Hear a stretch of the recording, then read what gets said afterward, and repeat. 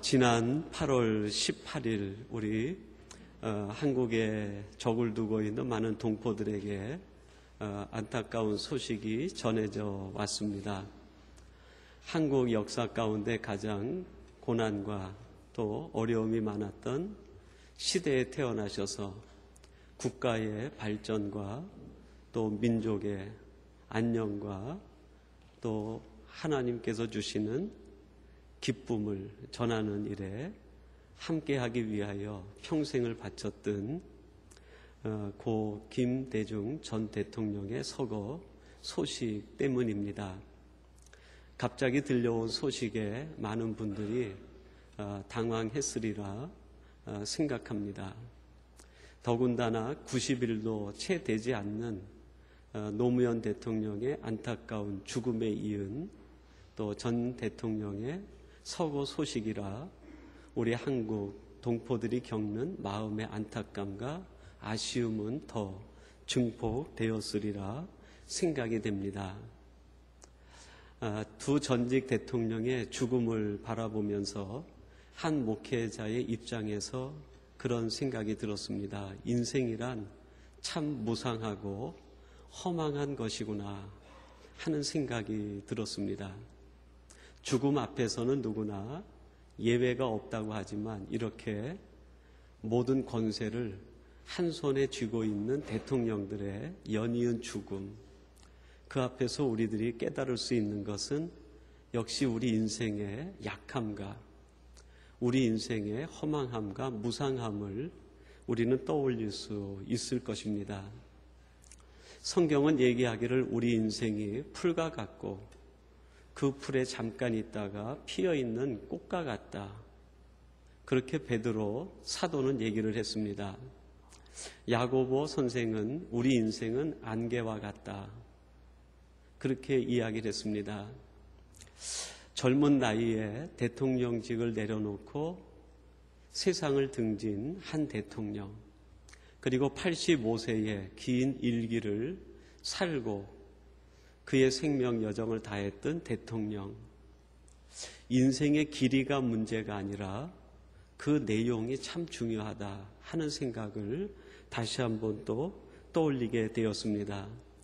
원키로는 우리 고국에 있는 동포들과 해외에 있는 우리 많은 동포들이 두 전직 대통령의 죽음을 바라보면서 우리 마음에 또 우리 삶 속에 다가와 말씀하시는 하나님의 음성을 듣고 우리 인생의 약함을 다시 한번 되새기고 우리가 오직 의지해야 될 분은 만군의 여호와 한 분뿐이라는 것을 다시 한번 마음에 깊이 되새기는 기회가 되고 또 우리 동포들이 이 사실을 신앙적으로 깨달았으면 하는 마음이 간절합니다.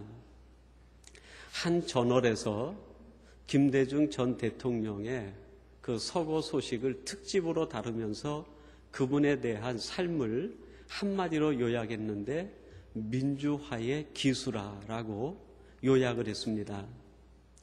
김대중 대통령이 태어난 이유도 민주화 때문이고 그분이 살아갔던 삶의 내용도 민주화 때문이고 그분의 마지막 죽음 뒤에 남겨진 것도 민주화다라는 의미로 그분이 민주화의 기수라고 그렇게 표현을 했습니다. 그분은 평생 민주화에 이끌리는 삶을 살았다는 것입니다. 민주화 때문에 고난도 받고 민주화 때문에 6번에 걸친 죽음의 위기를 넘기고 민주화 때문에 10여 년에 걸친 옥고를 치르기도 했습니다.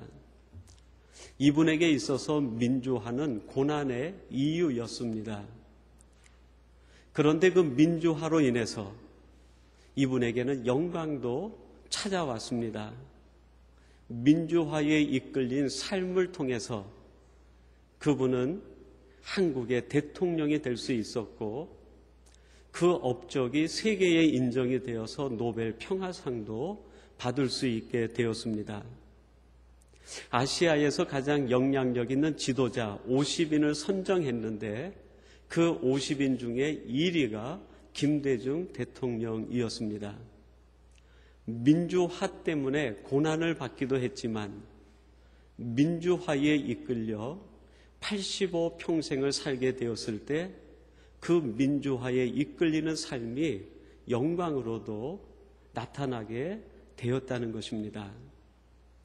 사람은 그 누구든지 예외 없이 그 무엇인가에 이끌려 살아가고 있습니다. 오늘 여러분들은 무엇에 이끌려 살아가고 있습니까? 사람들은 예외 없이 그 무엇인가에 이끌려 살아가게 되는데 그 이끌리는 것 때문에 고난을 받기도 하고 그 이끌리는 것 때문에 영광을 얻기도 한다는 것입니다. 근데 문제는 그 이끌림이 아름답고 선하고 좋고 신앙적이어야 된다는 거예요.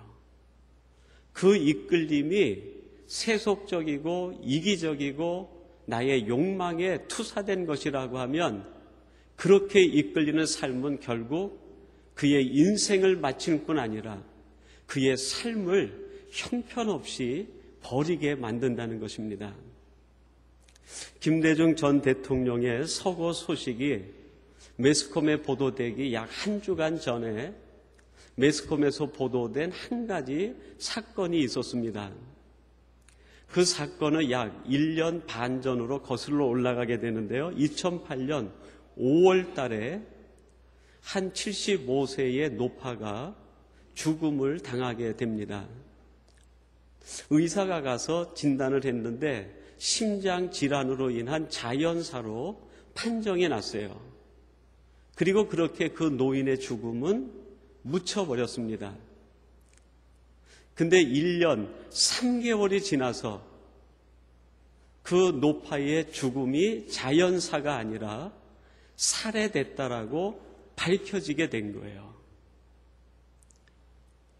이 노파의 죽음을 수상하게 여겼던 형사들이 집요하게 그 주변 인물들을 계속 요의주시하면서 탐색하면서 수사를 진행시켰는데 이 노파가 30년 전에 자기 가게 앞에 버려진 핏덩이 같은 아이를 양자로 입적을 해가지고 30년을 키운 거예요. 학교를 보내주고 대학을 보내주고 그리고 장가 들여주고 하남시에다가 집도 사주고 모든 행복의 조건과 사랑을 다 베풀어 준 거예요. 근데 이 아들이 도박에 빠져버렸어요. 있는 재산 다 탕진하고 직장도 못 다니고 집도 처분해가지고 도박의 빚을 갚고 도박하고 그 돈을 마련하기 위해서 어머니에게 가서 돈을 요구합니다. 어머니가 내가 모든 것은 다 해주겠는데 도박에 빠져있는 너에게 도움을 줄 수 없다. 그리고 이 모든 재산을 내가 복지재단에다가 기증하겠다. 그 이야기를 듣고 어머니를 죽일 결심을 해요. 그리고 인터넷을 통해서 청부살인업자를 선택해가지고 이 어머니를 죽이려고 2번을 시도를 해요. 한 번을 시도해도 용서받지 못할 죄일 텐데 한 번 시도해서 안 되니까 2번째 시도해가지고 결국 어머니의 죽음이 초래가 된 거예요. 그리고 자연사로 처리가 돼가지고 그 죄가 덮어져 버렸어요. 근데 1년 3개월이 지나서 이 아들이 돈 씀씀이와 다른 사람들에게 계좌로 돈을 넘겨준 것을 추적해가지고 범행 전체가 드러나게 된 거예요. 이 아들은 어머니 사랑에 이끌려 살아도 평생을 행복하게 살 수 있었을 텐데 어머니의 마음만 헤아려도 평생을 감격하며 살 수 있었을 텐데 그만 다른 것에 이끌리고 만 거예요. 도박에 이끌리고 돈에 이끌리고 자기 욕심에 이끌려 버린 거예요. 여러분, 민주화에 이끌리면 아시아 최고의 사람이 될 수 있어요. 민주화에 이끌리면 모든 사람들이 존경하는 사람이 될 수 있어요. 가치로운 것에 이끌려야 돼요. 그런데 그 가치가 세속적인 것보다는 더 영적이고 더 신앙적인 거여야 돼요. 여러분, 우리들이 자이든 타이든 그 무엇인가에 내가 이끌려 살 수밖에 없다고 하면 나의 이끌림의 원동력을 우리는 철저히 점검해야 돼요. 세속적인 잘못된 가치로운 것이 아니라 이 땅의 가치를 뛰어넘어 저 하늘나라에서까지도 소용될 수 있는 그 가치로움의 그 능력에 우리가 이끌림을 받고 살아가야 된다는 거예요. 여러분, 민주화에 이끌리면 민주화의 기수가 될 수 있어요. 민주화를 세우는 사람이 될 수 있어요. 그러나 여러분, 도박에 이끌리고 술에 이끌리고 마약에 이끌리면 인간 폐륜화가 되고 중독자가 되고 인생 파멸자가 되는 거예요. 돈에 이끌리면 돈은 가지고 있을지 모르지만 돈의 노예가 되는 거예요.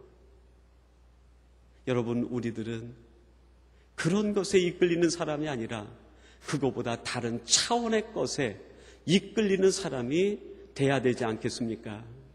오늘 성경에 보면 예수님께서 이끌리신 그 이끌림의 내용이 무엇인지 오늘 본문 15절은 우리에게 가르쳐주고 있습니다. 여러분, 우리 15절 말씀을 같이 한번 봉독해 보십시다.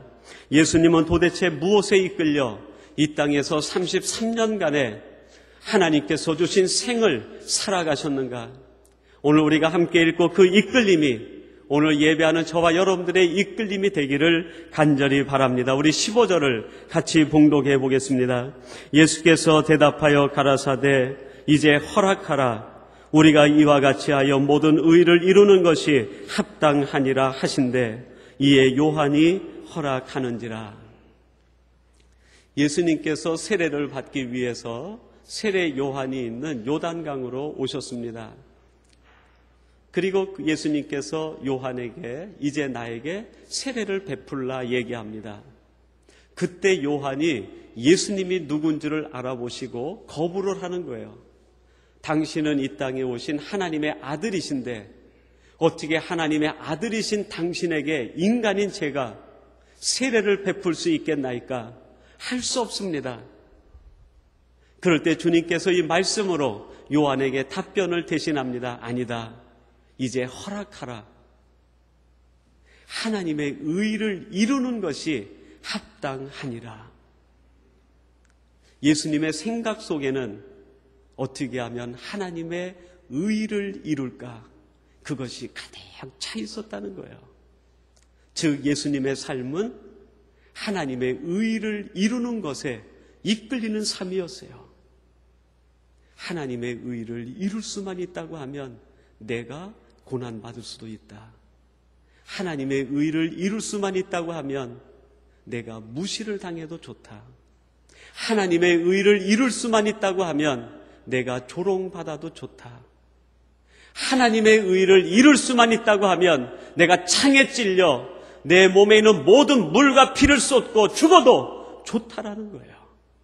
하나님의 의를 이룰 수만 있다고 하면 그것이 예수님의 삶을 이끌어가는 오늘 본 말씀에 소개된 삶의 원동력이고 이유고 그것이 삶의 목표고 목적이었어요.